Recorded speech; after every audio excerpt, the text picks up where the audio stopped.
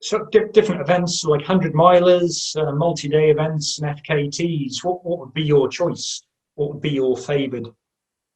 I do think last year where there were hardly any races and I did 3 FKTs.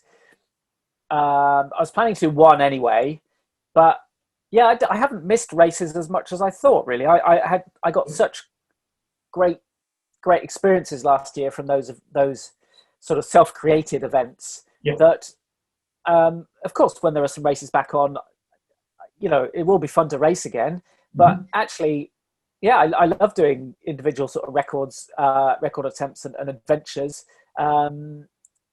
Yeah, I'd almost say I like them more. I'd kind of almost say that, I think. No, they're great. They're great fun. No, that's good. And how about your thoughts on running with poles? Lots of people like poles, other people don't like poles. I would imagine, well, I know you like running with poles. It's a bit of a loaded question, but... Well, here's the thing, though. I don't really run with poles. I hike, certainly a race like UTMB, I really feel strongly that they are a big asset on the big climbs. But I hike with the poles and then I put them away as soon as possible if there's any running involved, because and I've chatted a bit to Shane Benzie about this, and we've he's done a little bit of research. Basically, your legs tend to follow what your arms are doing. If you put heavy or awkward things in your arms, they're more likely to slow down, and then your legs slow down, and then you slow down. So as soon as I'm running, I put my poles away on the flats or the downs. To me, that's the best approach. Also, I mean, the chance of them getting tangled in your legs on a downhill, and also eating as well. It's quite easy to go without eating, I think. If you've already got things in your hands, it's too complicated to get food out. So yeah, that's kind of my rule for myself. Power hiking up the climbs with the poles. When you use poles, do you use adjustable poles or a set length? I've always used a set length. Although I must admit, I think I can see behind you some Lecky poles. I've just started using Lecky, which I like. They're a set length, those ones. Okay, yeah. No, I tend to do that. To be honest, usually I'm dictated by what's the lightest. What's the lightest? Because if you're carrying it a long way, I do. I am quite obsessed with the lightweight kit, and I get annoyed during a race, when you get tired and little things irritate you. If I start to think, oh, that guy's got lighter poles than me, or I wish I'd got the lighter poles. I do, not in a serious way, but I can get a bit cross about those sorts of things. Yeah. So I'm kind of happier knowing they don't have to be the absolute lightest, but a nice light pair. And I think I'm right in saying tend to be the fixed length ones tend to be lighter usually because they don't need that adjustment thing. But there's some very good fixed lengths the ones around anyway. You touched on nutrition there when you were saying about eating and using poles. Any tips on nutrition? What sort of things do you like? Well, I know you like custard, avocado, that kind of things.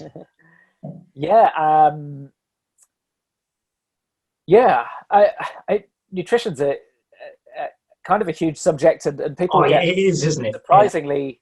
Surprisingly tribal about it, and really identify with certain ways of eating, which I find a bit baffling, really. But I definitely feel people have made it more complicated than it is. I mean, especially these ideas in the last few years about cutting out carbohydrates and stuff, which are just ridiculous, frankly. You need lots of carbohydrates. You need carbohydrates. I have carbohydrates with my 3 meals a day, my 3 snacks a day, but also some protein. I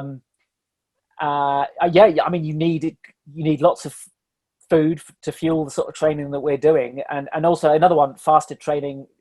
To me, it seems like a really bad idea. I really, try and discourage it. If you really feel it, you have to do it, then the advice at the moment is, just twice a week on a easy run of up to an hour. But it's much safer to make sure you're fueled properly. People are getting in real trouble with REDs and just general fatigue. And your immunity is lower, and bone health, and there's just so many reasons to not do these. Have you had a race or an event where you just struggled and you've not been able to take things on board, or have you always got along okay with your food? No, I've definitely, the longer the race, the harder it is to keep the food going in. Yeah, and certainly at UTMB, when I did the Pennine Way run, there were definitely long spells where I just didn't want to eat anything. And really, I think you've got to be, firstly, plan so that you've got different options, different flavors, different textures. For a good example of that, I think is, think of sloppy foods like custard, like rice pudding, one of Nikki Spinks's favorites, baked beans, that sort of stuff. You don't really have to chew it. So it's actually, porridge, it can go in really easily, without you having to crunch it or chew it. That's what you don't want to be doing. Your mouth can be sore and just feel disgusting. Then also liquid calories, that could be fruit juice, it could be a smoothie, it could be a powdered carbohydrate in a drink, and then also different flavors. So certainly we go into a spell where we might want savory, salty options. So I guess you have the preparation there, and then you've got to be disciplined really and say no, or maybe it's briefing your crew, or saying check that I've eaten something. If someone's a really good experienced pacer, they might be regularly saying, have you eaten something, or even better, try this, eat this. So it can become a bit of a team effort, but it takes discipline. You've got to say to yourself, I haven't eaten for an hour, I've got to get something in.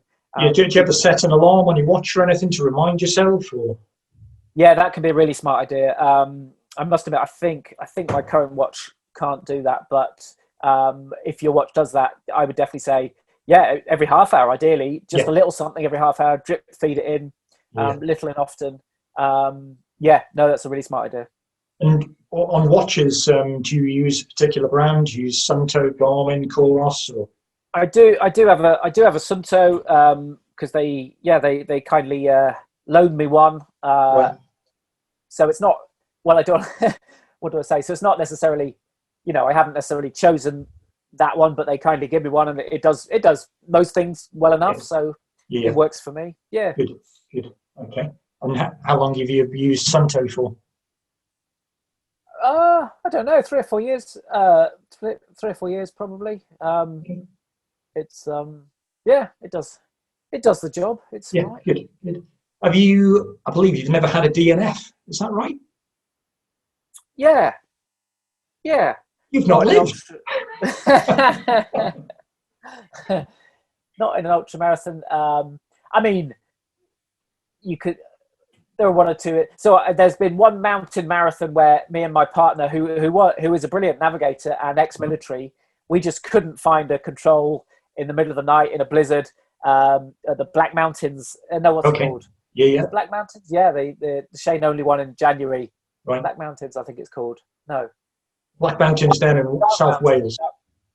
No, so it's not that. It's called Dark Mountain or Dark Mountains. Okay, right. It's in the lakes. Yeah. So we couldn't find a control. We looked for a long time until we got sort of dangerously cold. So effectively, we didn't complete that course. So technically, you could say that was DNF, but it wasn't a failure of kind of spirit. We didn't go, oh, we've given up, we can't go any further. And the first time I did the South Wales Traverse, I missed two summits in the dark on my own. Trying to think now. One I think I roughly knew at the time. I was just pretty fed up, and I was probably quite close to quitting, if I'm honest. And I just I can't remember exactly, but it was unpleasant conditions. It was I was just getting grumpy. I probably hadn't eaten enough. That was probably the simple thing. So you could, I don't know if you say that's a DNF. I'm just being honest about these things. But I still I completed the route. I just didn't technically get to the exact 2 points. So again, navigation. And I feel like there's one other instance a bit like that. Well, when I first did the Paddy Buckley round, which I've done 3 times, me and my friend, we didn't get round in under 24 hours, but technically on the Paddy, you don't actually have to. But we wanted to. So we wanted to. So it did feel disappointing. But again, that was a sort of weather navigational thing. It wasn't that we quit and stopped. We still went all the way around, sort of thing. So So, I mean, technically, you might say I hadn't, it's not like everything goes perfectly, I suppose is what I'm trying to say. So do you still get nerves before an event or race, or is that, you've got past that? Or I think it might be quite healthy to get nervous before some things. Well, certainly when a client says to me they're really nervous in the week of a race, I'll say that, that's good, because it means you're taking it seriously and you're respecting it and you're excited. And I much prefer the word excited. So Yeah. I think if I'm starting to feel nervous, I start to think, no, this is excitement. You're kind of living. You're doing something that scares you a bit. That's what we want to do. Not every day of the week, hopefully, but like 2 or 3 times a year. Do something big that scares you. Yeah, I mean, that's living. That's great, I think. Okay. But do you get that though before something? Yeah. Oh yeah, definitely. Okay. Yeah. Random one for you. Have you ever tried or thought about maffetone training? Yeah, kind of. So yeah, when I worked with Marcus Scotney as a coach, he did. He's all about heart rate training. Okay. So we did a proper blood test to see where my lactate levels were. I mean, this is 6 or 7 years ago now. And then for 3 or 4 months, I think it was roughly that. Yeah, I followed his. I don't know if he would call it math training or not, but it was all about heart rate, all about easy running to start with. Yeah. I guess my 2 main takeaways were, that got really boring after a while. Yeah. But it did set me off really nicely for the year. I had a really good year after that. I was coming out of injury. So it really showed me that being strict about running easy really does give you benefits. And that's definitely a bit of advice I take into my coaching. And almost one of my biggest things is I don't really tell clients off, but unless they're not running easy, it's got to be. A lot of the times people just don't run easy enough. Yeah, it's surprising. I thought people did, and it turns out they didn't. Whether that's Strava culture or not, but most of my very moderate sort of success, I run easy all the time, and in fact, most of my runs. Well, I mean, easy. You can't really put an exact pace on it, but if you look on Strava, most of my runs are probably around 9.5-minute miles. To be honest, I mean, there are a lot of styles and gates around here, but running easy. That was a really good lesson to me. That running nice and easy really, and then you do add speed and things like that later on, but it's really good foundations, really good way to build up. You incorporate walking in your just normal training runs, or do you just stick to just running? I guess, only really if I'm training for UTMB, when I get to that specific phase, close to the race, maybe 6 weeks out. Before that, the long climbs, I'll try and run them because I want to improve on that. I know that's a weakness of mine, probably, is the uphill running. Right. But I'll start power hiking the long climbs to get the right muscles ready, and to remind myself how to do it, I suppose. So in that specific phase, I'll practice power hiking, because it's worth practicing in that respect.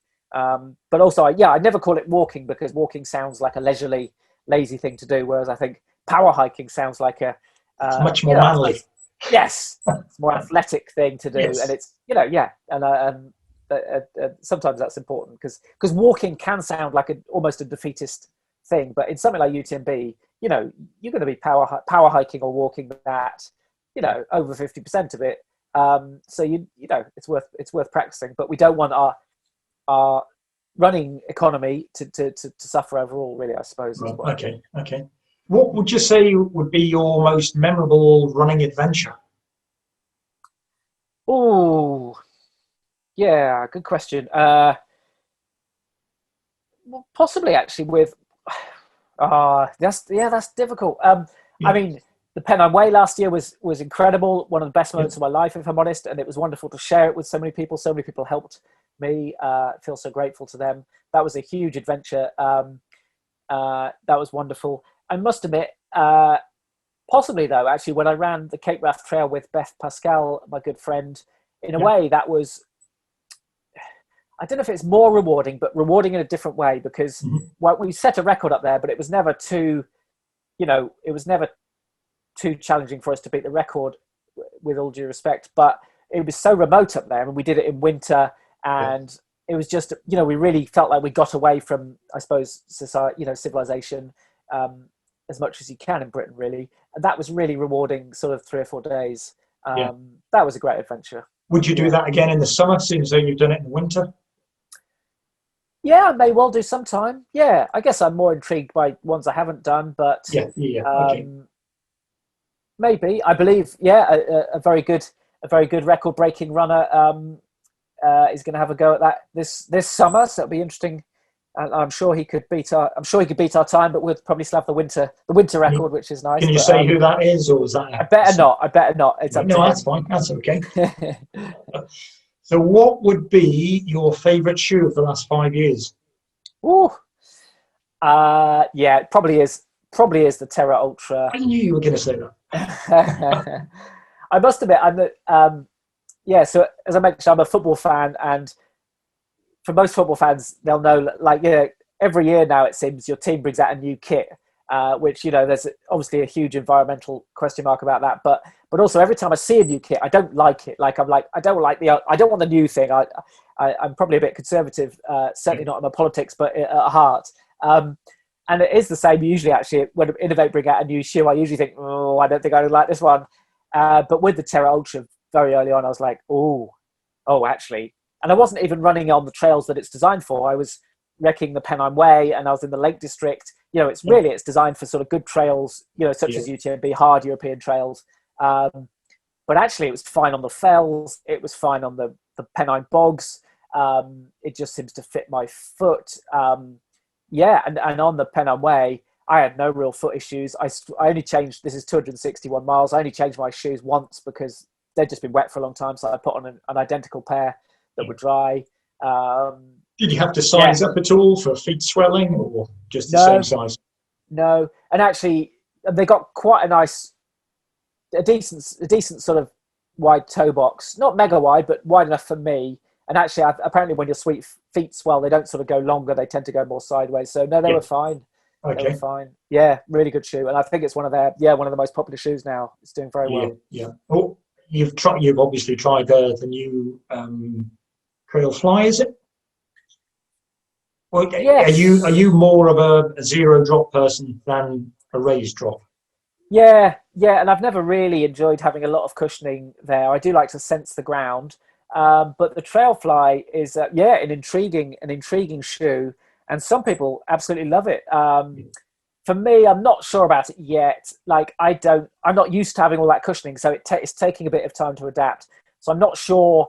I don't think I'm going to love it like the Terra Ultra, but it's useful to have those options. And some people, like I say, some people absolutely love it. So I think I'll like it.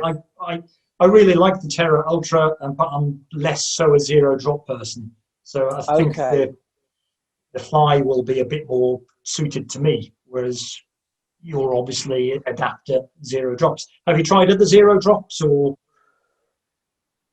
Not too much? I had briefly. So when I was more of a journalist, I would test some shoes. So I remember wearing some Ultras briefly. Okay. And I have, the one injury I had 4 years ago was an Achilles issue. So I was a bit nervous about zero drop, but absolutely fine, no issues whatsoever.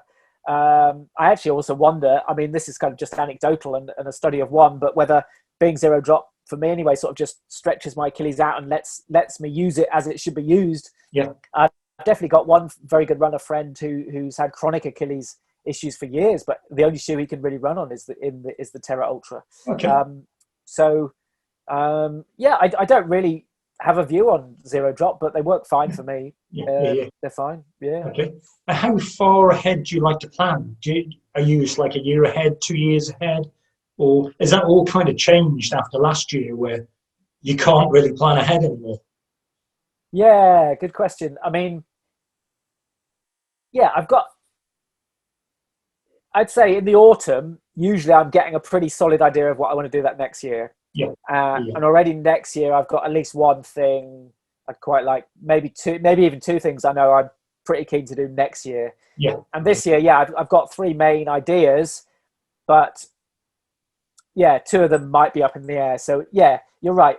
I think this whole lockdown thing has taught us to be a bit, I guess, a bit more flexible and not so obsessed with events. But I do like to know what I'm training for. Usually, I'd say. But lots of things to do. Yeah. And do you want to say anything about your new book, In It for the Long Run? Oh yeah, it's rubbish. Don't tell us about this rubbish new book. It's coming out. What can I say? I don't know. It's a terrifying feeling when you've got a book coming out, because I don't know, if you really put love into something, you really put your effort into something, then I suppose a bit like when you do an ultramarathon, you feel quite vulnerable, and it's quite scary, thinking you're putting, I don't know, you're just putting something you cared about out there. So it's, I'm quite frightened. But so far, we got a few people to, Chrissy Wellington, Nikki Spinks, Killian Jornet, Richard Asquith, Darren Ann Finn. I've got a few people to sort of, have a read and give us a quote, and they've been incredibly kind. But yeah, I don't know. I suppose it's my story of my running adventures so far. Hopefully that's interesting to other people. Maybe it isn't. I don't know. I'm sure it will be. So the running adventures throughout your whole career, or is this just based on last year where you did more FKTs? No, it's kind of my 10 years really. My 10 years of running really. A bit of childhood stuff. 10 years of running. But yeah, plenty on last year as well. It sort of culminates in that that stuff. Perfect. Excellent. Well, that is about all my questions. So thanks very much for the chat. Thanks for turning up and answering some random questions by me. Well, thank you, Martin. It's been a pleasure. That's okay. Thanks, Dave.